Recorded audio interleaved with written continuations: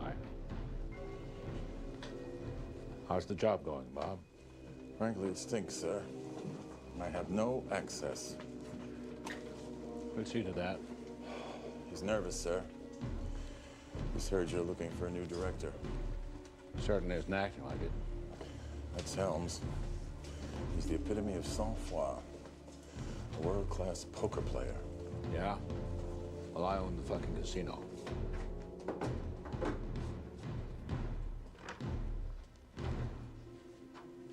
I'm honored, Dick, that you've come all the way out here to Virginia to visit us at last. My friends call me Mr. President. And so shall I. Arrange for some coffee. Will you, General Cushman? Gentlemen, please.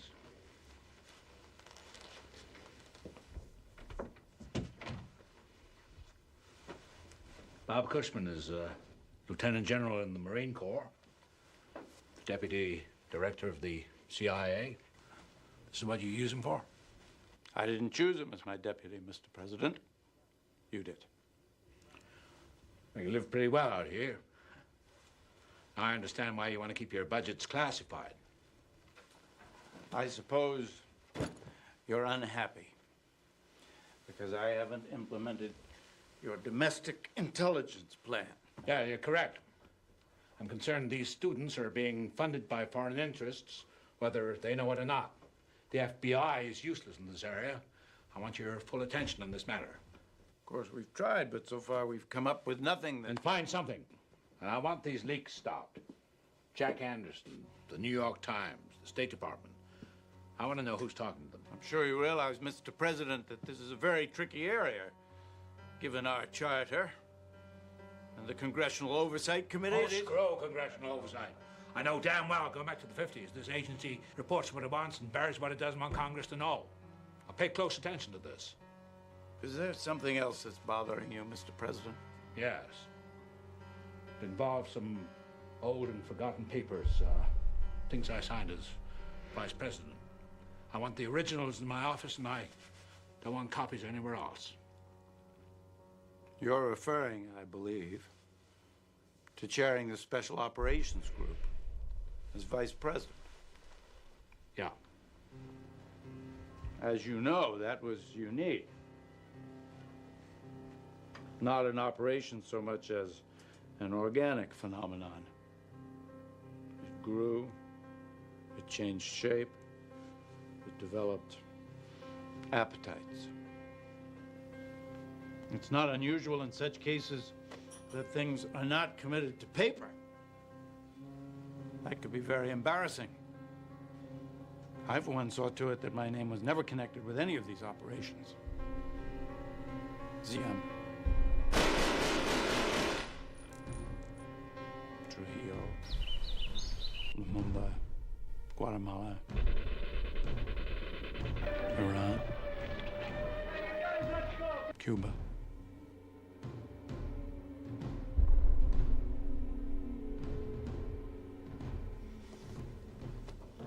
It's a shame you didn't take similar precautions, Dick.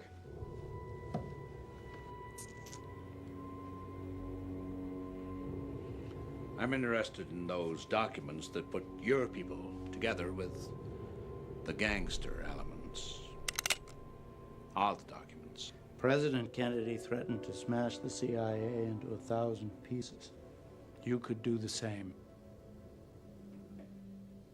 I'm not Jack Kennedy. Your agency is secure. Not if I give you all the cards.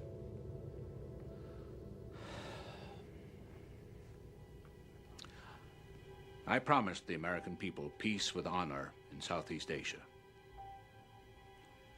Now, that may take time, 2, maybe 3 years.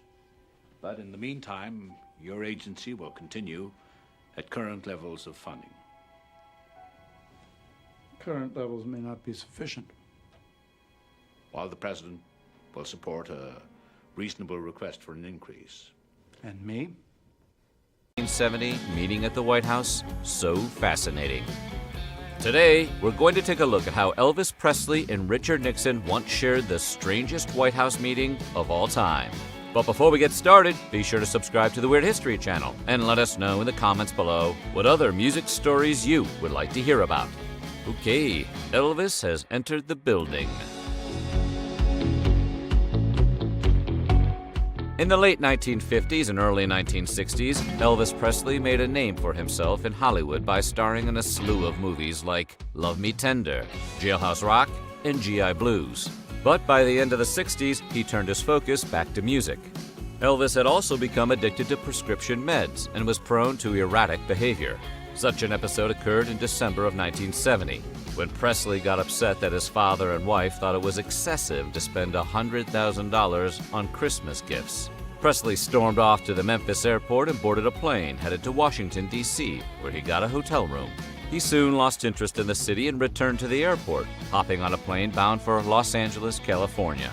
He stayed in California for a single day, that he, in fact, did have business to attend to in the nation's capital.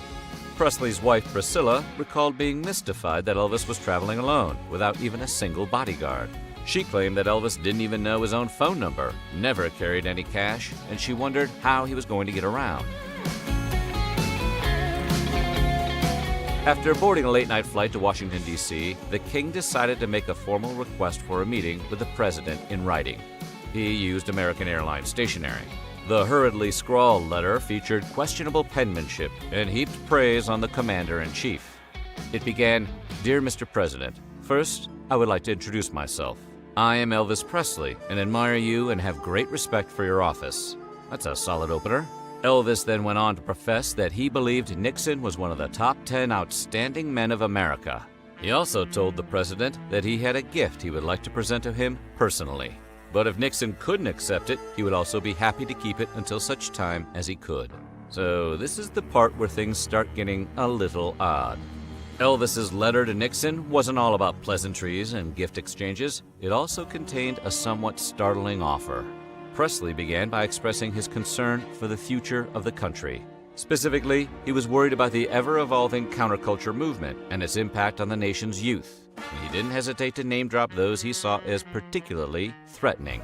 This group included the drug culture, hippies, the Black Panthers, and the SDS, which was the Students for a Democratic Society, a group from which the Weathermen later formed. Elvis pointed out that these groups didn't consider him to be their enemy, or a part of what they called the establishment. He then professed his love for America and offered to be of any service that might help the country, which sounds like he essentially offered to spy on those who trusted him. Undercover Elvis. Sounds like a movie waiting to be made. Presley's letter to President Nixon made it clear that Presley wasn't just asking for a simple face-to-face meeting with the president. He actually wanted something in particular, an official federal badge. Just to be clear, Elvis wasn't trying to join the FBI or anything like that. In fact, he very specifically said that he wasn't seeking a title or appointed position. Apparently, Elvis felt he could do more good if he were made a federal agent at large and was allowed to do things his own way, which apparently entailed, in his own words, communications with people of all ages. Elvis went on to claim that he had performed an in-depth study of substance use and communist brainwashing techniques. He then wrapped up his pitch by asking that the whole thing be kept very private, which sounds like a good idea. Once in D.C., Elvis was ready to wait as long as it took for Nixon to respond. In his letter, he even stated his intention to stay in a local hotel under a pseudonym, John Burroughs, until the two could meet. He also gave the president his room numbers and mentioned that he had two employees, Jerry Schilling and Sonny West, with him. He added, "I will be here for as long as it takes to get the credentials of a federal agent."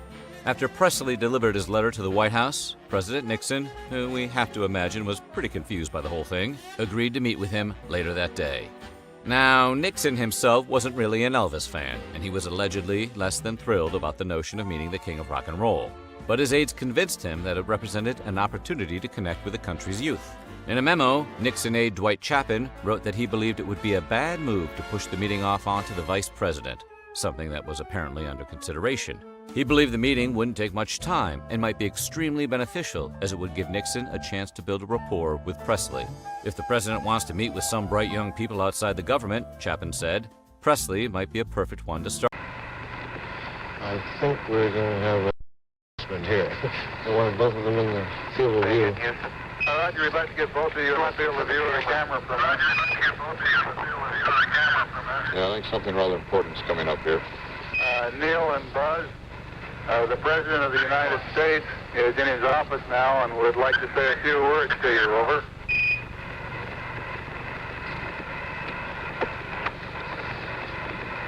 That would be an honor. Go ahead, Mr. President. This is Houston out. Hello, Neil and Buzz. I'm talking to you by telephone from the Oval Room at the White House. And this certainly has to be the most historic telephone call ever made from the White House. I just can't tell you how proud we all are of what you have done. For every American, this has to be the proudest day of our lives. And for people all over the world, I am sure that they too join with Americans in recognizing what an immense feat this is. Because of what you have done, the heavens have become a part of man's world. And as you talk to us from the sea of tranquility, it inspires us to redouble our efforts to bring peace and tranquility to earth. For one priceless moment in the whole history of man, all the people on this earth are truly one. One in their pride in what you have done, and one in our prayers that you will return safely to earth.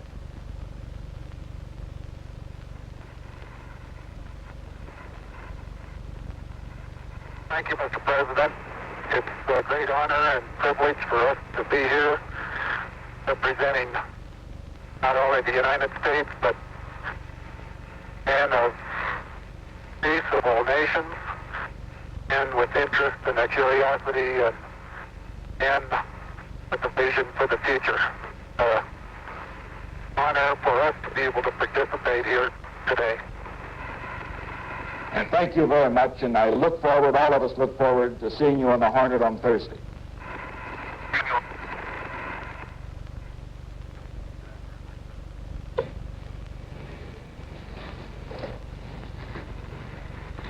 Splashdown should be on Thursday, 1,250 miles southwest of the Pacific, This is Houston, out of over. Honolulu.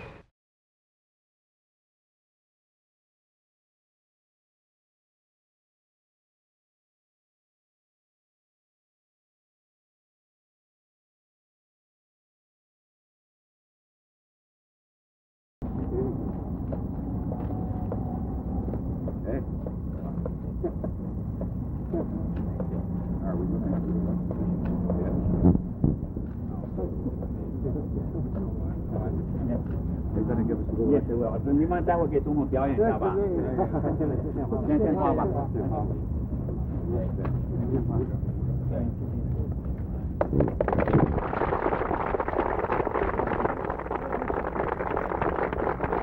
Would you gentlemen kindly step back a little bit so that the children can...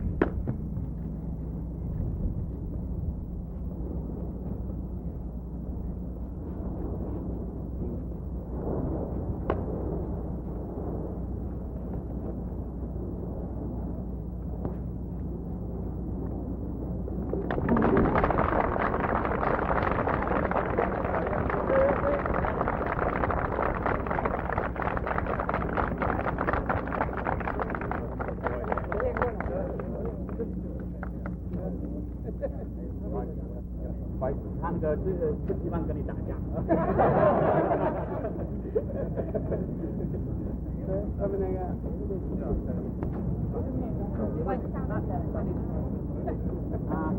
Gentlemen over here, would you kindly go back a little bit?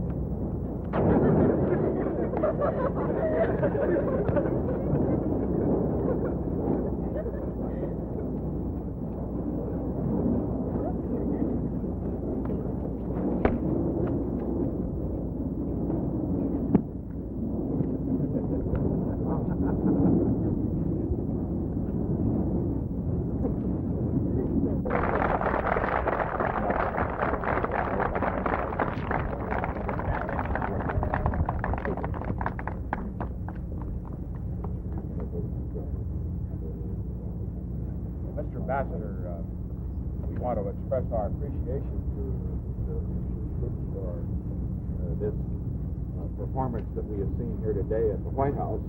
And I only wish that we could see the entire performance from what I've heard of its enormous success at the Kennedy Center on Wednesday night. 大使先生，我想感谢你们，今天在白宫的院子里面，让武装团的这3个孩子给我们表演一下。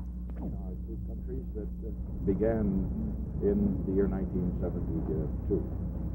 这就是我们2国自从19 It's another demonstration of the basic friendship between the Chinese people and the American people. 而我们感到重要的就是再一次，我们相信中国人民是伟大的人民。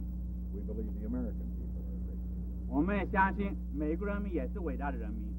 We believe that our two peoples have always been destined to be friends and never enemies.